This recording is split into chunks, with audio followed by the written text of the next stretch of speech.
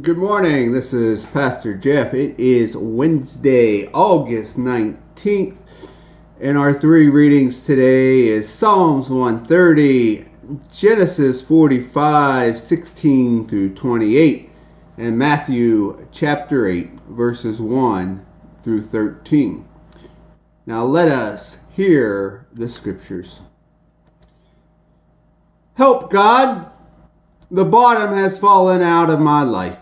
Master, hear my cry for help. Listen hard. Open your ears. Listen to my cries for mercy. If you, God, kept record of wrongdoings, who would stand a chance? As it turns out, forgiveness is your habit, and that's why you're worshipped. I pray to God my life of prayer and wait for what he'll say and do. My life's on the line before God, my Lord, waiting and watching till morning. Waiting and watching till morning. O Israel, wait and watch for God. With God's arrival comes love. With God's arrival comes generous redemption. No doubt about it. He'll redeem Israel, buy back Israel from captivity to sin. Our Old Testament reading is from Genesis 45:16 through 28 as we continue our journey with Joseph. The story was reported in Pharaoh's palace. Joseph's brothers have come. It was good news to Pharaoh and all who worked with him. Pharaoh said to Joseph, "Tell your brothers, this is the plan. Load up your pack animals, go to Canaan, get your father and your family, and bring them back here. I'll settle you on the best land in Egypt. You'll live off the fat of the land." Also tell them this. Here's what I want you to do. Take wagons from Egypt to carry your little ones and your wives, and load up your father and come back. Don't worry about having to leave things behind. The best in all Egypt will be yours. And they did just that. The sons of Israel, Joseph gave them the wagons that Pharaoh had promised, and food for the trip. He outfitted all his brothers in brand new clothes, but he gave Benjamin 300 pieces of silver and several suits of clothes. He sent his father these gifts: 10 donkeys loaded with Egypt's best products, and another 10 donkeys loaded with grain and bread, provision for his father's journey back. Then he sent his brothers off. As they left, he told them, "Take it easy on the journey. Try to get along with each other." They left Egypt and went back to their father Jacob in Canaan. When they told him, "Joseph is still alive and he's the ruler over the whole land of Egypt," he went numb.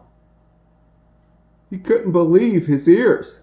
But the more they talked, telling him everything that Joseph had told him, and when he saw the wagons that Joseph had sent to carry him back, the blood started to flow again.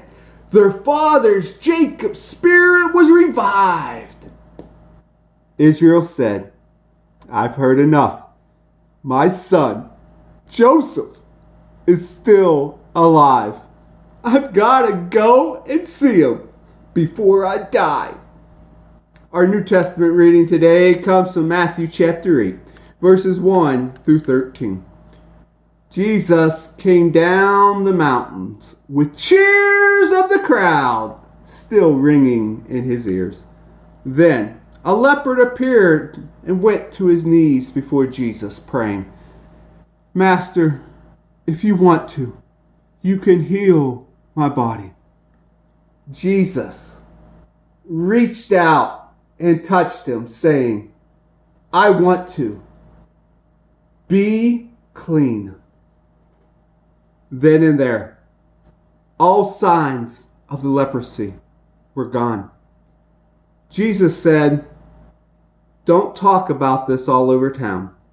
Just quietly present your healed body to the priest, along with the appropriate expressions of thanks to God. Your cleansed and grateful life, not your words, will bear witness to what I have done. As Jesus entered the village of Capernaum, a Roman captain came up in panic and said, "Master, my servant is sick. He can't walk. He's in terrible pain." Jesus said, "I'll come and heal him." "Oh no," said the captain. "I don't want to put you in all that trouble. Just give the orders to my servant and we'll be fine. I'm a man who takes orders and gives orders. I'll tell one soldier, 'Go,' and he goes. Another, 'Come,' and he comes to be my slave. Do this as he does it." Taken back, Jesus said, "I've yet to come across this kind of simple trust in Israel.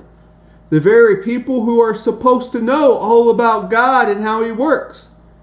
This man is the vanguard of many outsiders who will soon be coming from all directions, streaming in from the east, pouring in from the west, sitting down at God's kingdom banquet alongside Abraham, Isaac, and Jacob. Then, those who grew up in the faith but had no faith will find them outside in the cold, outsiders to grace, and wondering what happened." Then Jesus turned to the captain and said, "Go. What you believed could happen has happened." At that moment, his servant became well. And here ends our reading for the day.